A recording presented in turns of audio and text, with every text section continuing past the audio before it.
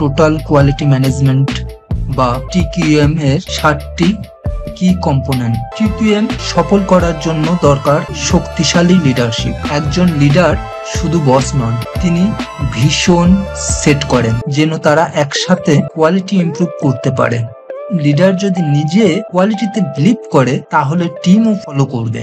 Strong leadership ছাড়া TQM সফল হয় না। TQM মানে হলো কাস্টমারকে সবসময় প্রথমে রাখা। বায়ার বা কাস্টমার কি চায়, কি প্রবলেম ফেস করছে সেটা বুঝতে হবে। সেগুলো বুঝে সেই অনুযায়ী প্রোডাক্ট বা সার্ভিস ডেলিভার করাই হলো আসল কোয়ালিটি। TQM সবসময় বলে কাস্টমার ফার্স্ট। একটা ফ্যাক্টরির আসল পাওয়ার কার হাতে? ওয়ার্কার্স আর এমপ্লয়ির হাতে।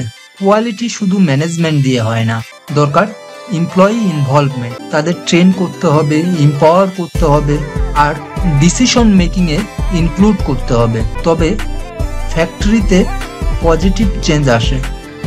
যত বেশি ইনভলভমেন্ট তত বেশি কোয়ালিটি ইমপ্রুভমেন্ট। এজন্য ট্রেনিং ও এম্পাওয়ারমেন্ট খুবই দরকার। Process improvement.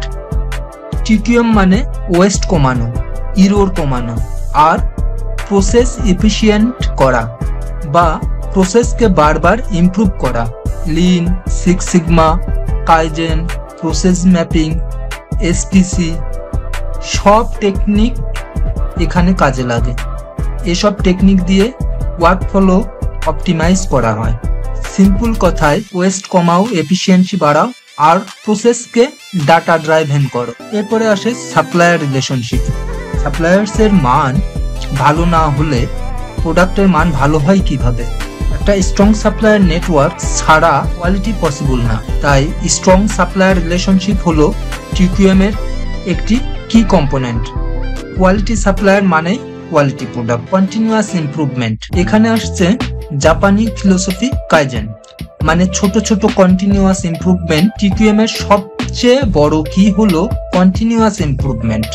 মানে হলো আজ ভালো হলে কাল আরো ভালো হতে হবে। PDCA সাইকেল বা plan, do, check, act follow করলে প্রবলেমস সলভ হয়, ফিউচার ইস্যু প্রিভেন্ট হয়। কোয়ালিটি কালচার বা ফ্রেমওয়ার্ক। কোয়ালিটি কালচার মানে হলো একটি অর্গানাইজেশনের এনভায়রনমেন্ট যেখানে সবাই কোয়ালিটিকে নিজের দায়িত্ব মনে করে।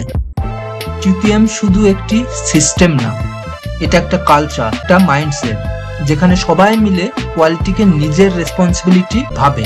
তাই যদি এই কম্পোনেন্টস গুলো ফলো করা যায় তবে কোনো ফ্যাক্টরি কোয়ালিটি এক্সেলেন্স অর্জনে পিছিয়ে থাকবে না।